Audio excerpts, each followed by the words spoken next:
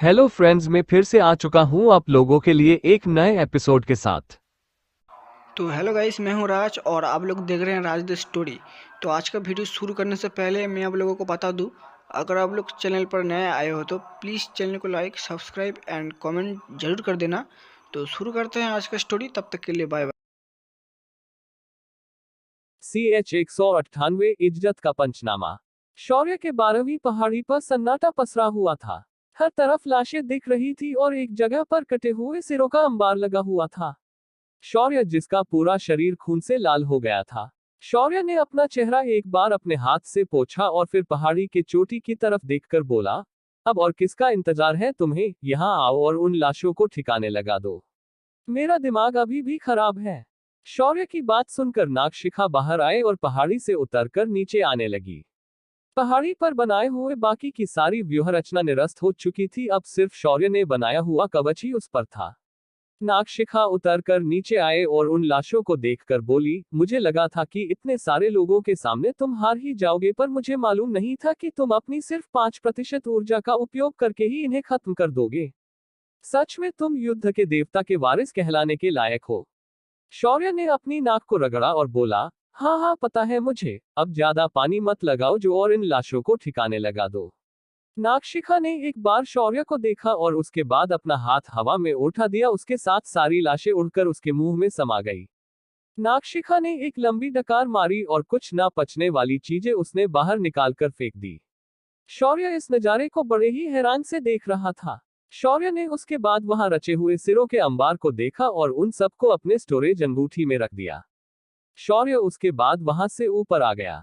रात के समय प्रधानाचार्य का वो सेवक उनके सामने आया और सिर झुकाते हुए बोला, महामहिम बुरी खबर है। गिरोह के लोग जो शौर्य को मारने चले गए थे उनमें से कोई भी जिंदा नहीं बचा।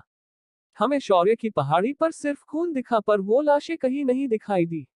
और शौर्य अपनी कुटिया में बैठकर आराम कर रहा है।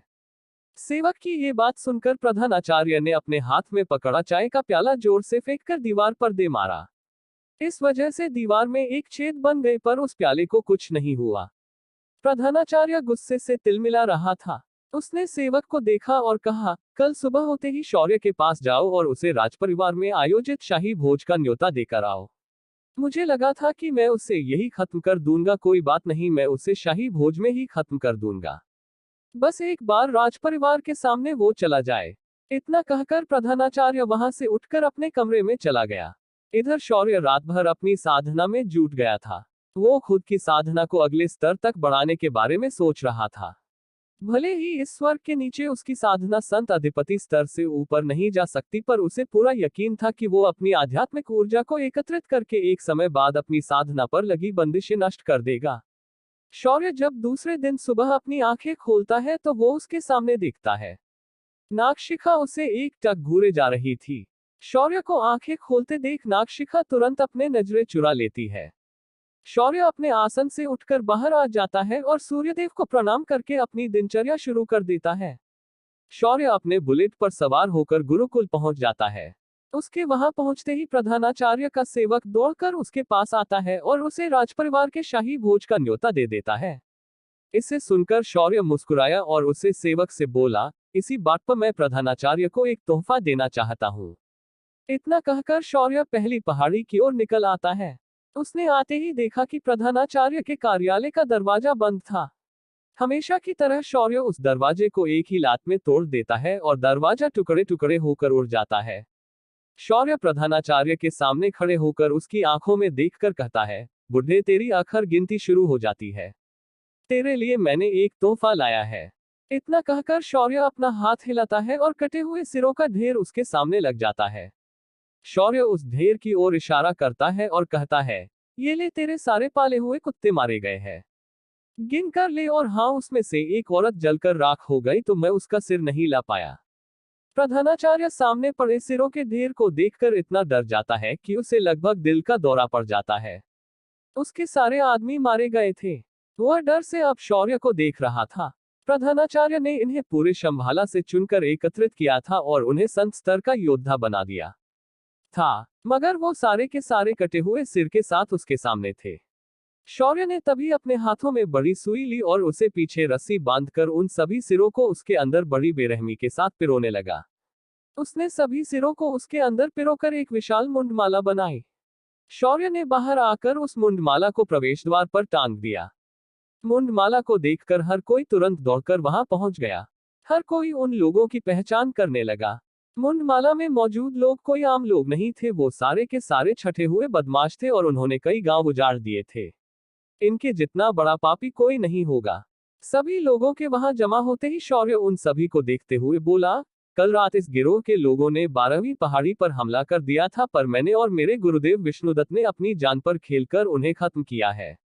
आज तक इन्हें आपके प्रधानाचार्य नहीं पकड़ पाए थे, मगर एक ही रात में मेरे गुरुदेव ने इन सभी को एक साथ मौत के घाट उतार दिया है।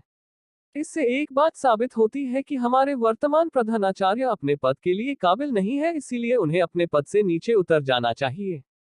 शौर्य की बात वहां मौजूद हर इंसान को सही लगी।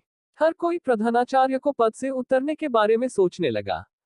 शौर्य का ये मकसद कामयाब हो गया। उसे लोगों के नजरों में प्रधानाचार्य को गिराना था और वो सब उसने इस बात से करके दिखाया। शौर्य ने मुंडमाला चढ़ाने के बाद वह सीधा गुरुकुल पहुंच गया। गुरुकुल के अकाउंट डिपार्टमेंट से शौर्य को इन लोगों के सिर पर रखी इनाम राशि को लेना था। हर किसी एक गुनाहगार के सिर पर कम से कम 100 सोने के सिक्के का इनाम था। शौर्य इसे कैसे जाने दे सकता था। जब शौर्य अकाउंट डिपार्टमेंट के बाहर पहुंचा तो उसने कुछ अजीब आवाजें सुनी। वृषालिका, तुम मेरी बात सुनो, अगर आज तुमने वरिष्ठ आचार्य को खुश कर दिया तो हमारा जीवन आराम से कर जाएगा। तुम्हें बस एक रात के लिए उनके पास जाना है, इस वजह से वो तुम्हें वरिष्ठ दीवानजी बना देंगे। तुम मेरी बात समझी वृषालिका? तभी एक लड़की की नाराजगी से भरी आवाज आती है, नकुल, मुझे नहीं पता था कि तुम इस तरह के आदमी होगे। तुम उस वरिष्ठ आचार्य के तलवे चाटते हो तो तुम्हें लगता है कि मैं भी ऐसा ही करूंगी। ये तुम्हारी सबसे बड़ी भूल है। मुझे ऐसा कोई पद नहीं चाहिए जहां मैं अपने शरीर का सौदा करके उस पद का उपभोग करूं। मैं अभी के अभी ये पद भी छोड़कर जा रही हूं। तुम किसी और को ढूंढ लो। तभी वह आदमी वृषालिका का हाथ पकड़ता है और कहता है, रुक जाओ वृषालिका, अगर तुम यहाँ से चली गई तो वरिष्ठ आचार्य तुम्हारे परिवार को खत्म कर देंगे और फिर इसकी जिम्मेदार तुम खुद होगी। इसीलिए मेरी बात चुपचाप मान जाओ और वरिष्ठ आचार्य के साथ एक रात बिताओ। उन्हें तुम बहुत पसंद आए हो और वरिष्ठ आचार्य को जो पसंद आता है वो उसे पाकर ही रहते हैं। उन दोनों के बीच की बातें सुनकर शौर्य बहुत हैरान हो गया। शौर्य ने एक जोरदार लात उस दरवाजे को मारी और वो अंदर आ गया। उसके सामने एक खूबसूरत लड़की खड़ी थी और उसके बगल में एक आचार्य उसका हाथ पकड़कर खड़ा था। उन दोनों को देखकर शौर्य बता सकता था कि वे दोनों अकाउंट डिपार्टमेंट के कर्मचारी हैं। शौर्य को देखकर वो लड़का गुस्से से शौर्य से बोला, ये क्या बदतमीजी है? तुम्हें अंदर आने की इजाजत किसने दी है? निकलो यहाँ से, अभी वरिष्ठ आचार्य यहाँ नहीं है। शौर्य ने उस लड़के की ओर देखा तक नहीं और उसने उस लड़की को देखकर पूछा, क्या ये आपको जबरदस्ती वरिष्ठ आचार्य के साथ सोने के लिए कह रहा है? उस लड़की ने शौर्य को अपनी आंखें बड़ी करके देखा, फिर उसने अपनी नजरें झुकाई और बोली, ऐसी कोई बात नहीं, आप इस मामले से दूर रहें, मैं इसे संभाल लूंगी। तभी शौर्य बोला, और तुम इस मामले को कैसे संभालोगी? इस गधे को मारकर या उस वरिष्ठ आचार्य को मारकर, या अपने शरीर का उसके साथ सौदा करके, या फिर खुद के परिवार को मारकर तुम इस मामले को संभालोगी? तभी वह आचार्य शौर्य को देखकर चिल्लाया, है लड़के, तू इस मामले से दूर रह, हमारे वरिष्ठ आचार्य प्रधानाचार्य के बहुत करीबी है। अगर उन्होंने एक बार तुम्हारी शिकायत कर दी तो तुम्हारा यहाँ रहना मुश्किल हो जाएगा।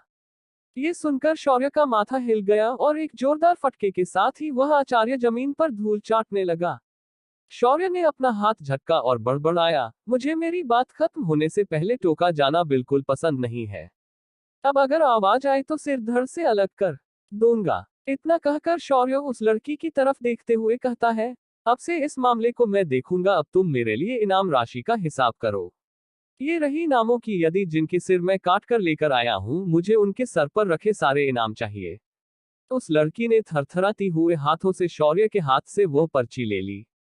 फिर उसने उन लोगों पर रखे इनामों का हिसाब किया और शौर्य को देखकर बोली, आपकी कुल इनाम राशि 2,25,000 होती है। आप अपना इनाम वरिष्ठ आचार्य के आने के बाद उनकी मुहर लगते ही लेकर जा सकते हैं। तभी दरवाजे से एक बूढ़ा आदमी अंदर आ जाता है। उसे देखते ही कोई भी कह सकता था कि उसे लड़कियों का बहुत शौक है। उसका पूरा शरीर फूलों की खुशबू से महक रहा था। उसने औरतों की तरह मेकअप किया हुआ था। उसकी चाल ढाल बड़ी ही रंगीन लग रही थी और उसकी आंखों में उस लड़की के प्रति हवस साफ दिखाई दे रही थी। लेकिन जैसे ही उसने नकुल को जमी पर बेहोश देखा तो उसका चेहरा उतर गया। वो गुस्से से बोला, किसने किया ये? किसकी इतनी हिम्मत हुई कि जो लेखा विभाग में आकर मेरे है शिष्य को मारने की जुर्रत कर सके? ये सुनकर शौर्य शांति से बोला, आचार्य, इसका ये हाल मेरे ही हाथों हुआ है। इसे मैंने ही मारा है।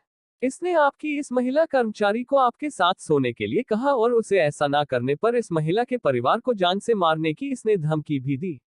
ये सुनकर वह वरिष्ठ आचार्य थोड़ा हड़बड़ा गया। फिर उसने एक गहरी सांस ली और शौर्य को देखकर कहा, ये मामला हमारे विभाग का है। अगर इस महिला कर्मचारी को कोई समस्या थी तो वो मेरे पास आ सकती थी। इससे तुम्हारा कोई लेना देना नहीं है। ये सुनकर शौर्य मुस्कुराया और अपने माथे को सहलाते हुए बोला, पता नहीं ये कहां कहां से आ जाते हैं। इन जैसे गणों को सारी दुनिया ही गधे नजर आती है। चलो कोई ना, आज इससे मैं इंसान बनाकर ही दिखाता हूँ। फिर शौर्य ने अपने चेहरे पर एक मुस्कान बिखेरी और उस वरिष्ठ आचार्य से बोला, तो क्या आप ये काबुल करते हैं कि आप इन लड़कियों से उनके काम के बदले उनसे शरीर सुख की मांग करते हैं? ये सुनकर वह आचार्य और अधिक छोड़ गया और शौर्य से बोला, हाँ, मैंने लड़कियों से उनसे शरीर सुख मांगा था, उसमें गलत क्या है? प्रधानाचार्य ने इन लड़कियों को गुरुकुल में आने की अनुमति ही इन्हें हमारा शिकार बनाने के लिए लाया है।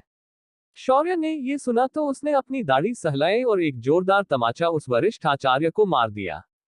तमाचा पड़ते ही वरिष्ठ आचार्य पागलों की तरह गोल गोल चक्कर लगाने लगा और धड़ाम से नीचे गिर गया। शौर्य ने उसे गले से पकड़ा और उसके दोनों पैरों के बीचों बीच अपने घुटने से वार कर दिया। घुटना लगते ही वो जोर से चीखा। उसका सामान शौर्य ने खत्म कर दिया था। शौर्य ने उसे किसी कुत्ते के बच्चे की तरह जमीन पर फेंक दिया। वह वरिष्ठ आचार्य जैसे तैसे उठकर बैठ गया और शौर्य को दांत पीसते हुए बोला, मैं प्रधानाचार्य का खास हूं।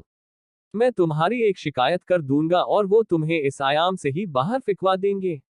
बस जरा रुको, मैंने तुम्हें सब्र से सबक नहीं सिखाया तो मेरा नाम बदल देना। ये सुनकर शौर्य ने पूछा, अबे साले, तूने अभी तक अपना नाम बताया ही नहीं तो मैं तेरा नाम कैसे बदल दूंगा? ये सुनकर वो तिलमिला गया और अपने सामान को सहलाते हुए वहां से जाने के लिए मुड़ा। तभी शौर्य ने उसके कंधे पर हाथ रखा और बोला, अरे आपको इतनी भी जल्दी क्या है? मेरी पुरस्कार राशि भी तो देकर जाओ। ये सुनकर वो गुस्से से शौर्य को देखने लगता है और दर्द भरी आवाज में बोलता है, कैसी पुरस्कार राशि चाहिए तुम्हें? तुम्हें तो सिर्फ दंड मिलेगा, दंड। मैं अभी प्रधानाचार्य के पास जा रहा हूँ। ये सुनकर शौर्य एक शातिर मुस्कान के साथ आगे बढ़ा और उस आदमी की कमर को पकड़ा और उसे खींचते हुए कर पर बिठा देता है। वृषालिका तुरंत समझ जाती है और शौर्य ने दी हुई पर्ची उसके सामने रखती है, जिसके ऊपर कुल धनराशि लिखी होती है। जब वह आचार्य शौर्य का नाम देखता है तो उसके हाथ पैर ठंडे पड़ जाते हैं। वो शौर्य को पहचान गया था। उसने अपने कुर्सी से उठकर शौर्य के पैर पकड़ लिए और उससे दया की भीख मांगने लगा। वृषालिका को कुछ समझ नहीं आ रहा था कि ऐसा क्या हुआ जिस वजह से ये आदमी शौर्य के पैर पकड़ रहा है।